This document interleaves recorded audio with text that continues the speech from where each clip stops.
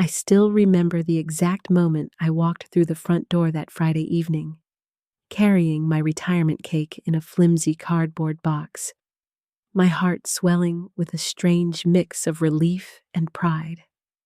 40 years. 40 years of working double shifts as a nurse, missing holidays, pulling all-nighters when flu season hit, watching patients come and go while my own back bent lower every year. And now it was over.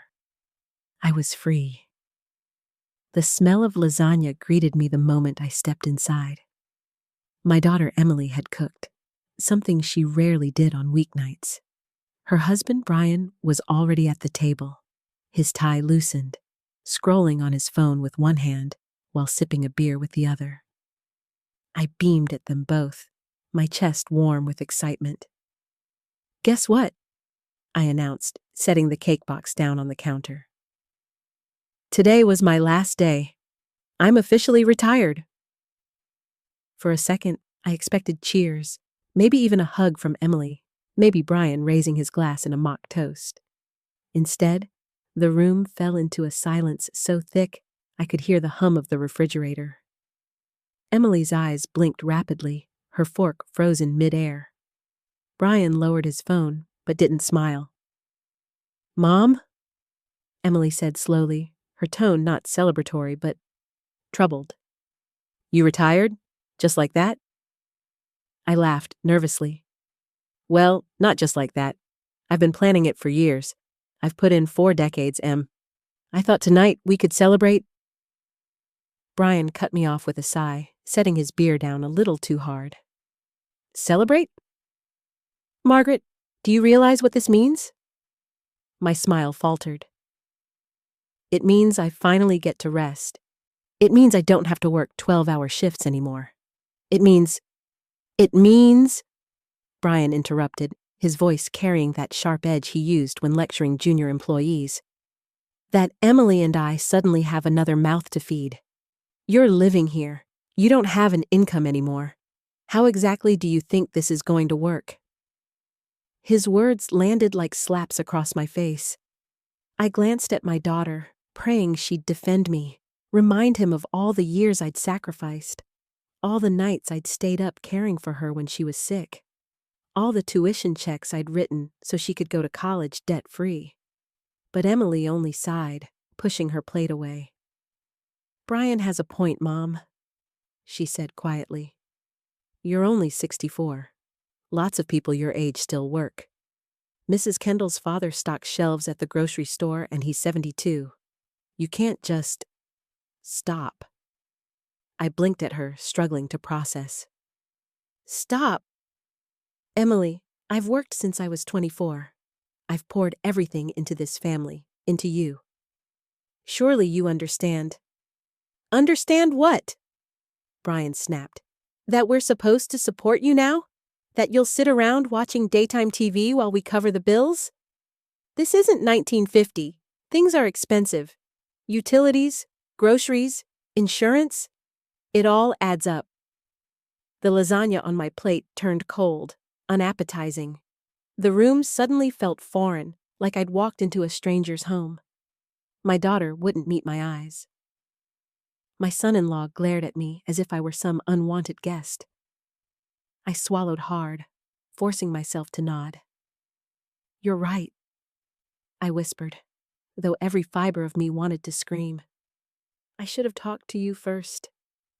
Brian leaned back, satisfied, like he'd won an argument. "Good. Then let's be clear. Starting next week, you'll need to find work. Doesn't matter what. Waitressing, cleaning, whatever. But you're not going to freeload here." Freeload? The word cut deep, lodging itself in my chest like a shard of glass. "Of course," I murmured, barely audible. Emily gave a quick, approving nod as if I were a child finally agreeing to eat my vegetables. "That's the responsible thing, Mom. We just want you to be realistic." The conversation ended as abruptly as it had started. They turned on the TV in the living room, laughing at some sitcom, while I sat alone at the table staring at the congealed lasagna. My hands trembled as I picked up the plates and carried them to the sink, the sound of their laughter drifting down the hallway like tiny knives piercing my skin. I retreated to my room, a small, converted office at the back of the house, and closed the door. On the dresser, family photographs lined up in neat rows, Emily in her graduation cap, Emily on her wedding day, the three of us smiling on Christmas morning. Had those smiles ever been real? Or were they just snapshots covering cracks that had always been there? I sank onto the narrow bed, the springs groaning beneath me, and pressed my hands together tightly to stop their shaking. For 40 years, I'd been the strong one. I'd shouldered every burden, patched every wound, wrote every check. And now my reward was to be called a freeloader in my own daughter's home. Tears pricked my eyes, but I blinked them away. I couldn't let them see me cry. Not Emily, not Brian. They thought they had me cornered, powerless, dependent. They thought I had nowhere else to go, but they didn't know me. They didn't know the nights I'd skipped meals to pay Emily's tuition, or the secret investments I'd quietly nurtured over the years. They didn't know that beneath this tired exterior lived a woman who had survived hospital strikes, grueling shifts, and the crushing loneliness of widowhood. I stared at the ceiling, listening to the muffled laughter drifting through the walls, and something inside me hardened. Let them think they'd won. Let them think they'd forced me back into the grind. I would play along, for now. But deep down, a new thought had taken root, sharp and unshakable. They would learn who I truly was and what I was capable of. That night, I couldn't sleep. The walls of Emily's house felt thinner than paper, every sound seeping through like water through cracks. I lay in the dark, staring at the ceiling, memories washing over me one after another. I thought about Emily's childhood, the scraped knees I patched with Band-Aids and kisses, the endless hours I sat beside her bed with a thermometer when fevers spiked, the piano lessons I somehow scraped money together for, even when it meant skipping dinners myself. I remembered the night she called me from college, panic in her voice because tuition had gone up again. "Don't worry, honey," I had whispered into the phone, clutching the checkbook in my hand, already calculating which bills I could push off until next month. "Your mom will figure it out. Just focus on your studies." And I did. I always figured it out. I took on overtime, double shifts, even holiday shifts nobody wanted. I swallowed exhaustion, loneliness, and stress because all I cared about was giving my daughter the life I never had. Her wedding day flickered through my mind next. Emily in her white gown, glowing, Brian nervously tugging at his suit collar. They had no idea that behind the flowers, the catering, the extra band they splurged on, stood me, quietly covering the difference when costs doubled. I'd written those checks without hesitation, watching them dance with tears in my eyes, thinking it was worth every penny to see her happy. And now, that same daughter had looked me in the eye and called me a burden. The ache in my chest grew heavier. I rolled onto my side, pressing my ear against the cool wall. That was when I heard their voices. At first, just muffled murmurs. Emily's lighter tone, Brian's deeper one. But soon the words grew sharper, clearer. "She thinks she can just quit and freeload," Brian scoffed. 40 years of work doesn't entitle her to sit around on my paycheck." My heart stopped. Emily's voice followed, hesitant but agreeing. "What if she refuses to work? What if she just stays here, watching TV all day?" "Then we take her pension," Brian said flatly. "Put her in a nursing home. Enough is enough. I'm not supporting dead weight." Dead weight. The phrase sliced through me like ice, my hands curled into fists under the blanket. I bit my lips so hard I tasted iron. She's been mooching off us ever since Dad died, Emily added, her voice growing bolder. Free meals, no bills, and now she doesn't even want to contribute. She's got some nerve. Mooching, nerve, nursing home. Their words echoed in my skull, each one hammering a fresh crack into the fragile picture of family I had carried all these years. Brian chuckled. Maybe we give her a deadline. 1 week to find work, or she's out. And if she complains, his laugh grew louder. We'll remind her beggars can't be choosers. They laughed together then, their cruel little duet seeping through the wall into my bones. I froze, every muscle stiff, fighting the urge to storm into their room and scream. Instead, I stayed silent, my tears soaking into the pillow. The people I had loved most, the ones I had sacrificed everything for, had already decided my fate. To them, I wasn't a mother. I wasn't family. I was just another bill to pay, another burden to cut loose. Images of other retirees I knew flickered in my mind.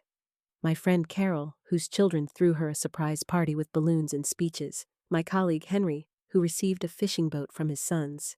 Gifts of gratitude for years of hard work. And me?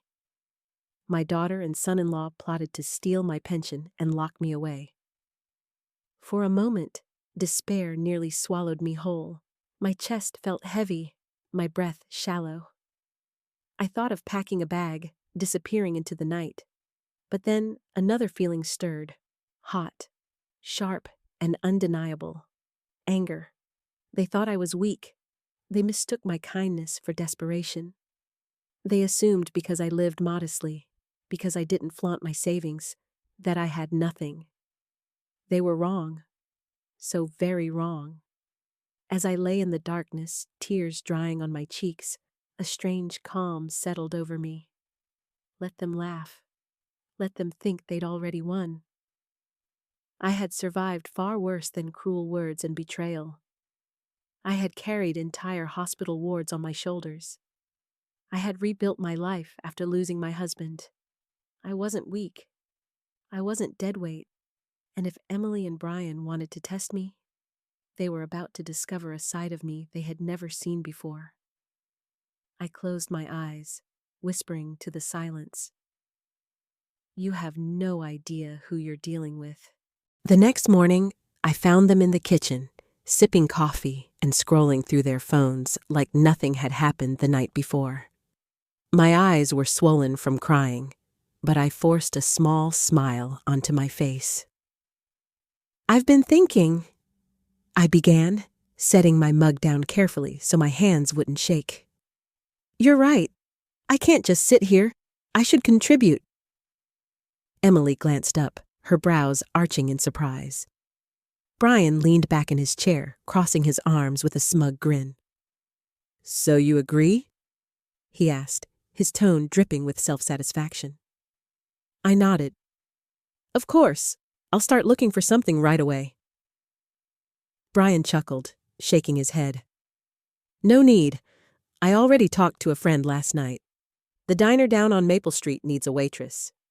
It's nothing glamorous, but it's steady work. They'll take you starting Monday morning. A waitress, at 64. After decades of nursing, of handling emergencies, comforting families, making life and death decisions, I was being reduced to carrying plates of pancakes for tips, but I kept my smile in place. That sounds perfect. Emily exhaled with relief, finally smiling. See, Mom? This isn't so bad. Honest work is honest work. You'll feel better with a routine. Of course, I said, sipping my coffee to hide the bitter taste in my mouth. Inside, though, a fire was building. They thought they had me beaten. They thought humiliating me with a menial job would put me in my place, would remind me I depended on them. But they were the ones who would soon learn what dependence really looked like. Monday arrived with the kind of chill that seeps into your bones. I pulled on the black slacks and stiff white blouse Emily had laid out for me, a uniform that felt more like a costume than clothing. In the mirror, I forced myself to see not humiliation, but opportunity. Brian drove me there, talking the entire way like a man who'd conquered a battlefield. This is good for you, Margaret. Structure, responsibility. You'll earn your own keep, and my buddy Carl will keep an eye on you. Make sure you don't slack. I nodded politely, biting my tongue. He had no idea I'd spent years balancing 16-hour shifts and saving lives. But sure, let Carl keep an eye on me. The diner smelled of burnt coffee and frying bacon, the air buzzing with clinking dishes and chatter. Carl, a heavy-set man with a kind smile, handed me an apron and explained the basics. He seemed nice enough. Nothing like Brian. Just remember, Brian told me as he left, his voice low with warning. Don't embarrass me. Show up on time. Do your job. Of course, Brian, I said sweetly, adjusting my apron. Thank you for helping me. His smug smile widened as he walked out. The hours crawled by. I carried plates, refilled coffee cups, smiled at cranky customers. My feet ached, my back protested, but it was nothing compared to the weight I'd carried in hospital corridors. By closing time, Carl patted my shoulder. Not bad for your first day, Margaret. You'll get the hang of it. I smiled and thanked him, but inside, I wasn't thinking about coffee pots or tips. I was thinking about Brian, how proud he'd looked, how certain he was that I was broken, beaten, forced to play by his rules. He didn't know I was watching. He didn't know I was listening. And he certainly didn't know that every day I stood in that diner, I was gathering patience, sharpening it like a blade. Because patience was a skill I had mastered long ago. Years in nursing had taught me that timing is everything. You wait for the right moment to intervene, to act, to strike. And when that moment came, Emily and Brian would realize just how dangerous it was to underestimate me. That night, as I slipped off the stiff blouse and rubbed the ache from my feet, Emily peeked into my room. How was it, Mom? She asked, her tone casual, but her eyes gleaming with quiet victory. I forced a weary smile. It was fine. Tiring, but fine. Good, she said, satisfied. This is good for you. When she left, closing the door behind her, I finally let my smile drop. My reflection in the dresser mirror stared back at me. Tired, yes, but not broken. I whispered to myself, just loud enough for the walls to hear. Let them think I'm beaten. Let them think they're in control. They have no idea the game I'm about to play. By the end of my first week at the diner, Brian strutted around the house like a king. He loved telling Emily how responsible I finally was, how I was earning my keep. Each word was dipped in arrogance, each smile a reminder that he thought I was under his thumb. But he didn't know what I was planning. On Friday morning, Carl mentioned that Brian's boss and a few co-workers often came to the diner for breakfast meetings. The moment he said it, a spark lit inside me. Well, I'll make sure they get good service, I said with a polite smile. But inside, a sharper thought formed. Or maybe I'll make sure Brian doesn't. Sure enough, the following Tuesday, Brian strutted in with 3 men in suits. His chest puffed like a peacock as he shook hands, leading them to a booth by the window. He didn't even glance at me, not realizing I was standing a few feet away with a coffee pot in hand. Morning, gentlemen, I greeted, my voice smooth. Coffee? They nodded, chatting about contracts and budgets. I poured, but deliberately tipped the pot just enough for a dark splash to hit Brian's crisp white shirt. He froze mid-sentence, eyes darting to the stain spreading across his chest. Oh my goodness, I gasped, feigning horror. I'm so sorry, Brian. My hands just slipped. His boss, Mr. Graham, chuckled lightly. Accidents happen? But Brian's jaw tightened, his face flushing. It's fine. he muttered through clenched teeth, dabbing furiously at his shirt with a napkin. I offered an apologetic smile, retreating back toward the counter. Inside, I could barely keep from grinning.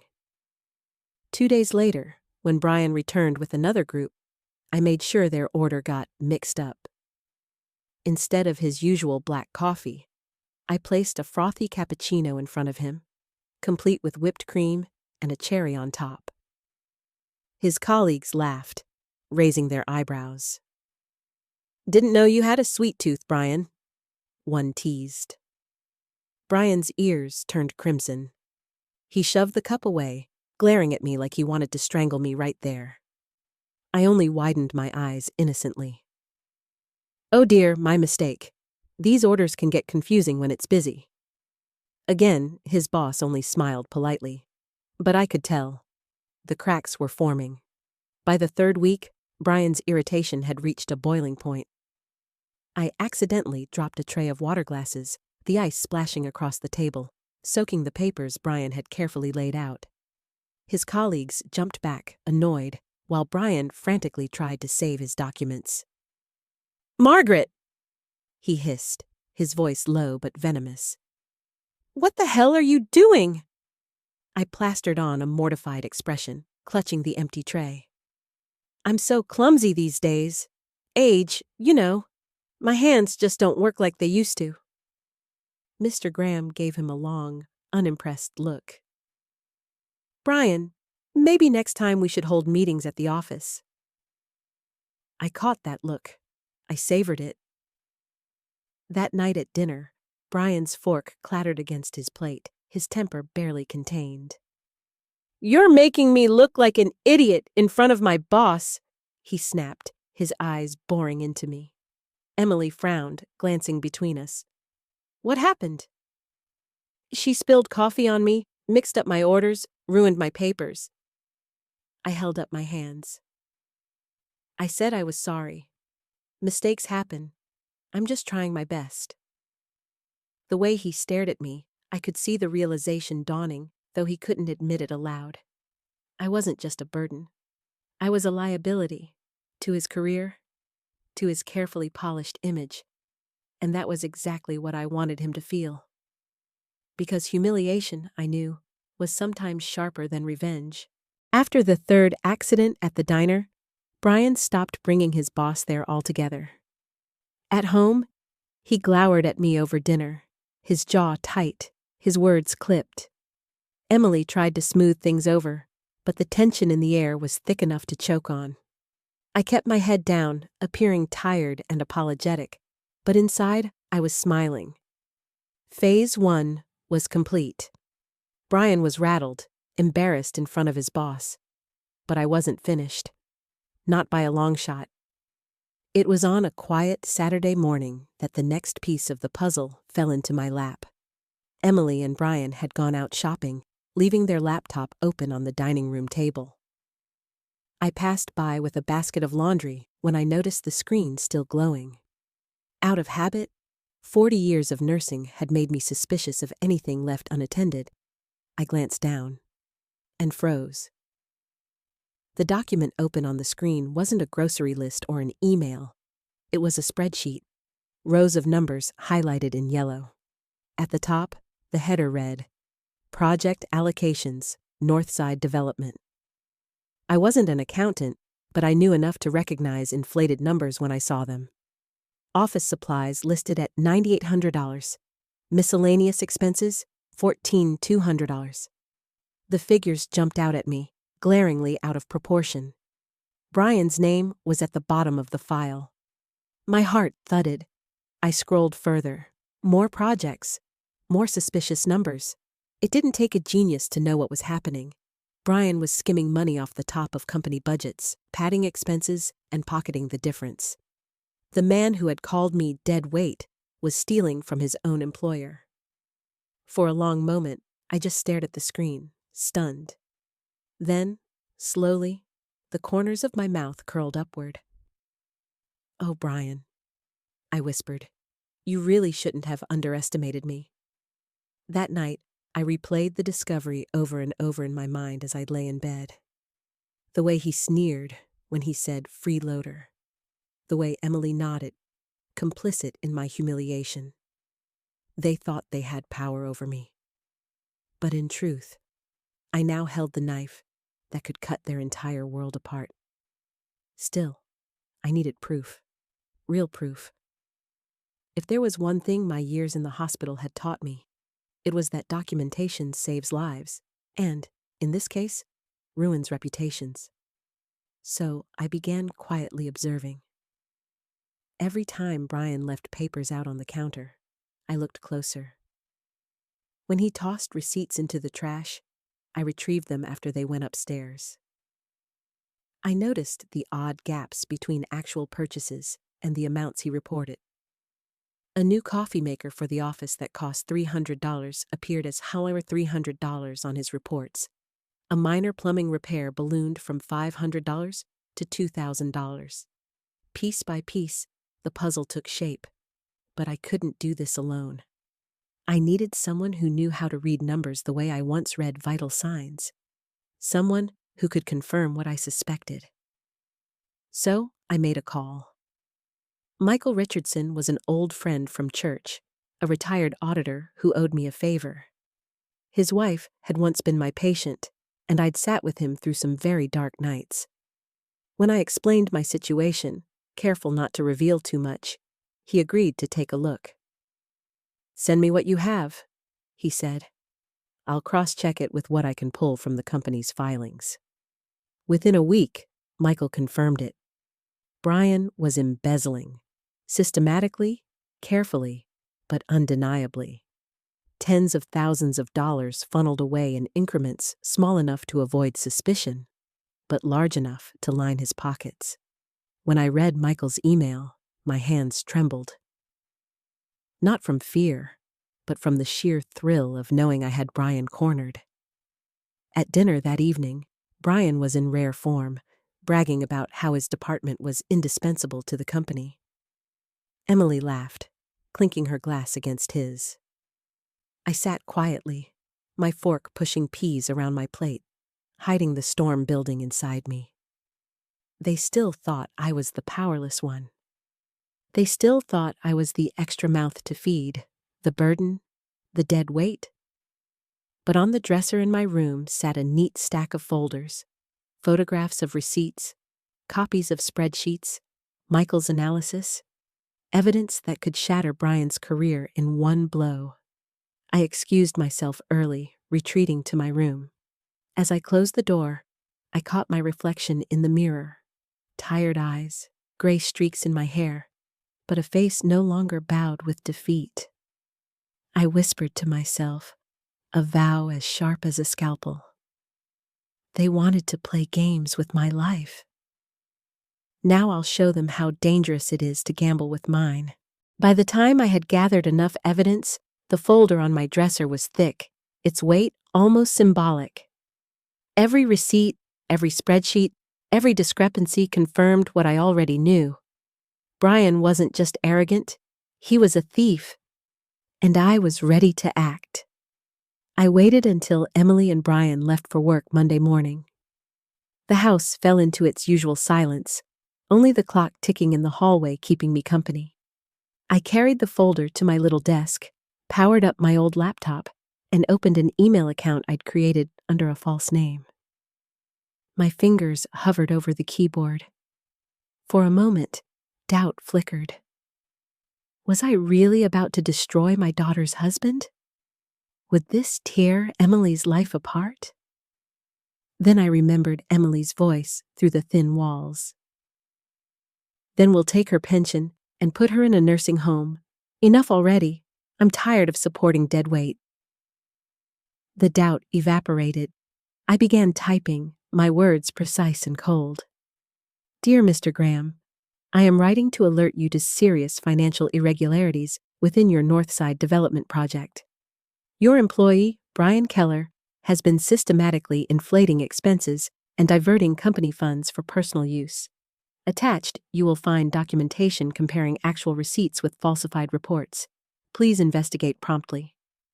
A concerned party. I attached Michael's full analysis, along with the scanned documents. I reviewed it twice, 3 times, making sure there were no traces back to me. Then, I clicked send. It was done. The waiting was the hardest part. For 2 days, I moved through the motions, working my shifts at the diner, coming home to the same smug glances from Brian, the same shallow small talk from Emily. But inside, I was electric with anticipation, my stomach tight every time Brian's phone buzzed. It happened on Wednesday evening. I was setting the table when the front door slammed so hard the picture frames rattled on the wall. Brian stormed in, his face blotchy red, sweat dampening his collar. Emily hurried in behind him, confusion etched across her face. "What happened?" she asked, her voice sharp with panic. Brian threw his briefcase onto the couch with a thud. "Suspended," he spat. "They're investigating me for embezzlement. Someone sent Graham documents, spreadsheets, receipts. They've got everything." I froze mid-step, a dish still in my hand. I forced my face into a mask of shock. "Embezzlement? That can't be right." Emily gasped. "Brian, no, you'd never—" "They said the evidence is detailed, specific." His voice cracked. "It looks like I've been cooking the books for months." Emily's face went pale. But who would do this? Who would even know?" Brian collapsed into a chair, burying his face in his hands. "I don't know. Someone who's been watching. Someone who wanted to ruin me." I set the dish down slowly, my expression painted with concern. "That's terrible, Brian. I'm so sorry." Inside, though, my heart was pounding with a grim, exhilarating rhythm. The net had closed. The man who sneered at me, who called me a burden, was now cornered by his own greed. Dinner that night was a silent affair. Brian barely touched his food, his mind clearly racing. Emily picked at her plate, shooting me uneasy glances as if searching for answers I didn't have. Finally, she whispered, "What are we going to do?" Brian's fists clenched. "I'll fight it. I'll say it's a mistake, that the documents were doctored." But Graham didn't look convinced. He said external auditors are coming in. "External auditors?" Emily repeated, her voice trembling. I sipped my water slowly, hiding the satisfaction curling in my chest. Yes, I thought. External auditors. The kind who don't miss a thing. Later that night, I heard them arguing in their bedroom, their voices strained and desperate. Emily sobbed, blaming Brian for risking everything. Brian shouted back, blaming whoever set him up. Their words were muffled, but the panic was unmistakable. I lay in my bed, staring at the ceiling, the sounds of their marriage unraveling, seeping through the walls. For once, I didn't cry. I didn't ache. I felt calm, because for the first time in years, I wasn't powerless. They had plotted to put me in a nursing home, to steal my pension, to discard me like trash. And now, it was their lives crumbling, their security slipping through their fingers. I whispered into the quiet room, a vow only the shadows could hear. This is only the beginning. The tension in the house grew unbearable over the next week. Brian had been officially suspended pending a full investigation, and Emily was spiraling. She barely slept, pacing the hallway at night, muttering about bills and reputations, about how everything they'd worked for was slipping through their fingers. I played the role of the concerned, helpless mother, making tea for Emily when she cried, patting Brian's shoulder when he snapped at me. They thought I was just the bystander, caught in the storm of their crisis. But inside, I was steady as stone. One evening, Emily burst into my room, her face pale but determined. "Mom," she said, gripping the doorframe as if it were the only thing holding her up. "I need you to do something for us." I set down my book and looked at her with practiced calm. "Of course, sweetheart. What is it? Brian's career it's hanging by a thread, she said, her voice cracking. We need extra income. We need stability. And I thought maybe you could talk to Mr. Robert. My brows knit together. Robert? She nodded quickly. Robert Graham, the CEO of Northbridge Health Systems. He's one of the biggest investors in Brian's company. He also owns that chain of private hospitals. You used to work at one of them, didn't you? Yes, I said slowly. As a nurse, years ago. Emily stepped into the room, desperate hope in her eyes. Then he knows you. Maybe he'd give you a job, something small. It doesn't matter what it is. If you're earning more, it will show Brian's company that we're handling this responsibly. It'll look better for him. I let her words sink in, fighting to keep my expression neutral. She wanted me to beg Robert Graham for a job. Me, who had once sat across from Robert in a boardroom discussing expansion plans. Emily, I said gently, are you sure this is the solution? It has to be, she whispered. Please, Mom, do this for me, for us. I nodded slowly, hiding the flicker of satisfaction deep in my chest. All right, I'll go with you.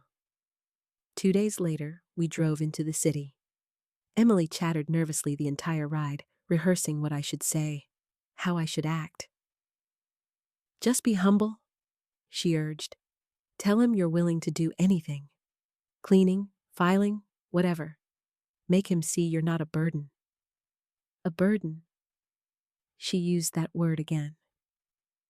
I gazed out the window at the passing skyline, the glass towers gleaming in the morning sun, and thought, if only you knew, Emily. If only you knew who you were asking me to beg from.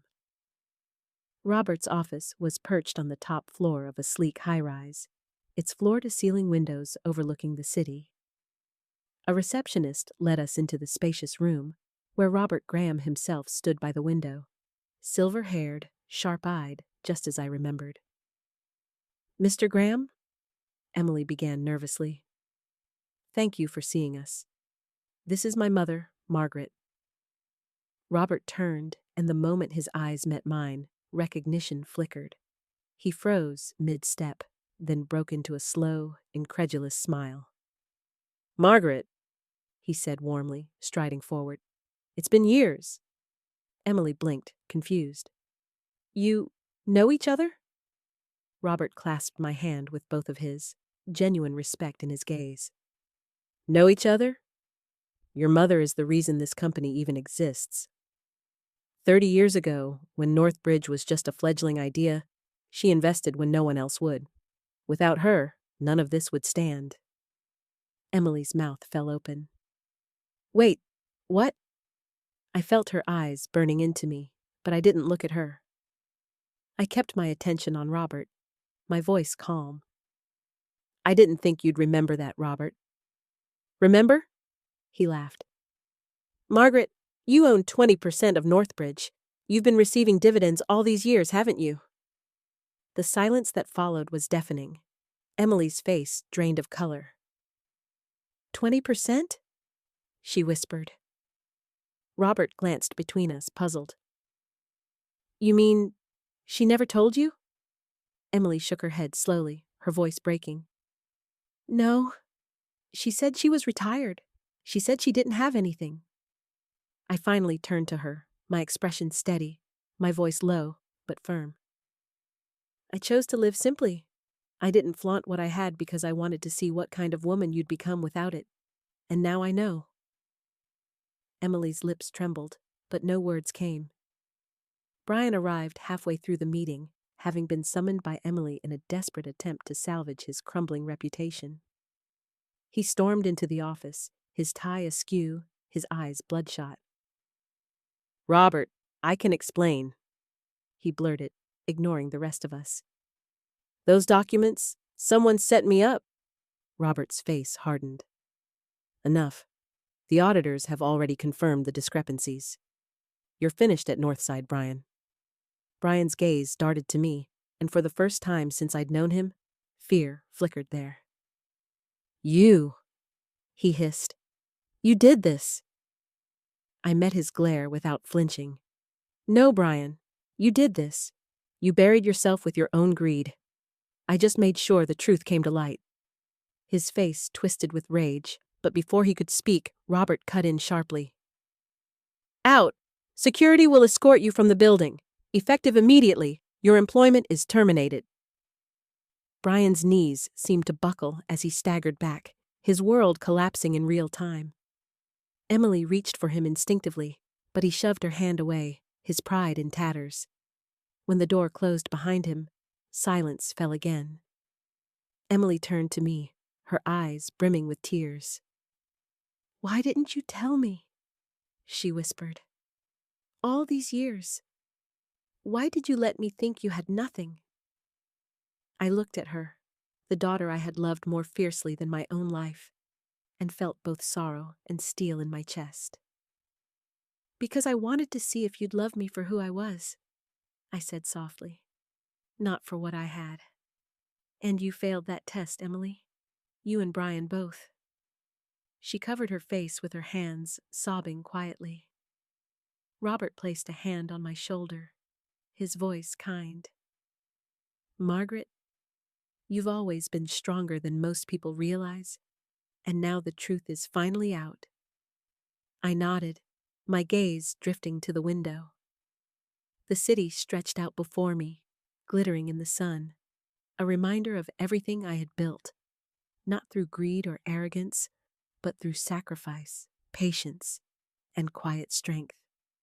For the first time in weeks, I felt light, free. The mask was off. The truth was mine again. The ride home from Robert's office was silent. Emily gripped the steering wheel so tightly, her knuckles turned white, her eyes glassy but dry. Brian wasn't with us. Security had escorted him out, and from the look on Robert's face, I knew Brian wouldn't be welcomed back. Not to that company, not to any reputable one. I sat in the passenger seat, hands folded calmly in my lap, watching the city roll by. For years, I had lived modestly, letting my daughter and her husband believe I had nothing. Now the mask was off, and I could feel the weight of decades finally lifting from my shoulders. When we pulled into the driveway, Emily cut the engine but didn't move. She sat there, staring at the steering wheel, trembling. "Mom," she whispered, "why didn't you ever tell me? Why did you let me treat you like that?" Her voice cracked on the last word. I turned to her, studying her face. The same face I had kissed goodnight as a child. The same face that had smiled at me from her graduation stage. And yet, over the years, entitlement had hardened it. "Because I needed to know who you were when you thought I had nothing," I said quietly. "I needed to see if you would choose kindness, respect, gratitude. Instead, you chose arrogance. You let Brian talk about me like I was trash. And worse, you agreed with him." Emily's tears finally spilled over. She pressed her hands to her face, sobbing. "I'm sorry, Mom. I don't know why I said those things." I reached over and touched her arm, but my voice stayed firm. "Words matter, Emily. So do actions. You can say you're sorry, but I will never forget the night you plotted to take my pension and throw me in a nursing home. You and Brian made your choices. Now you live with them." She cried harder, shoulders shaking. I let her cry. Some lessons can't be softened. The fallout came quickly. Within days, Brian's name was smeared across industry circles. The auditors found enough evidence to ensure he would never work in finance again. By the end of the month, he was unemployed, drowning in debt, his pride shattered. Emily tried to hold things together, but the stress wore her down. Neighbors whispered about Brian's disgrace, about Emily's tears in the grocery store parking lot. The couple who once lorded over me in their own home now walked with their heads bowed, shadows of the proud pair they used to be. As for me, I was finally free. I moved out not long after, not in shame, not in anger, but in peace. I bought myself a small, sunlit house near the river, the kind of place I had always dreamed of but never indulged in. I filled it with flowers, soft blankets, and photographs that reminded me of the good years before bitterness clouded them. For the first time in decades, I woke without an alarm. I sipped coffee on the porch while birds sang. I took long walks, joined a book club, and even started volunteering at the community clinic, where people appreciated my knowledge instead of dismissing it. Every morning, I looked in the mirror and saw not a freeloader, not dead weight, but a woman who had worked hard, sacrificed deeply, and emerged with dignity intact. Emily visited once, months later. She stood awkwardly on my porch, her eyes tired, her frame thinner. "Mom," she said softly, "I miss you." I studied her for a long moment before opening the door wider. "Come in." We sat at my kitchen table, the same place where so many family meals had once turned bitter. She apologized again, words tumbling out through tears. I listened, but this time, I didn't rush to comfort. I let her feel the weight of what she'd done. "Respect is not a gift you give when it's convenient, Emily," I told her gently. "It's a choice you make every day. You and Brian chose cruelty, and those choices have consequences." She nodded, tears streaming down her face. For the first time in years, I believed she was truly beginning to understand. As I walked her to the door, the late afternoon sun bathed the porch in gold. I felt a sense of closure settle over me. I had spent my life giving, sacrificing, loving without limits. But now I was finally giving something to myself: peace. Looking back, I realized the greatest lesson wasn't just about betrayal or revenge. It was about dignity, about the strength to stand tall, even when those you love try to break you down. I whispered to myself as Emily drove away. Never let anyone convince you that your worth ends when your paycheck does. That evening, I sat on my porch, a blanket over my shoulders, the river glittering in the distance. My story had been messy, painful, and cruel at times. But it had also been mine, proof that even when discarded, even when underestimated, a mother's strength can never truly be erased. And for the first time in a very long time, I allowed myself to smile.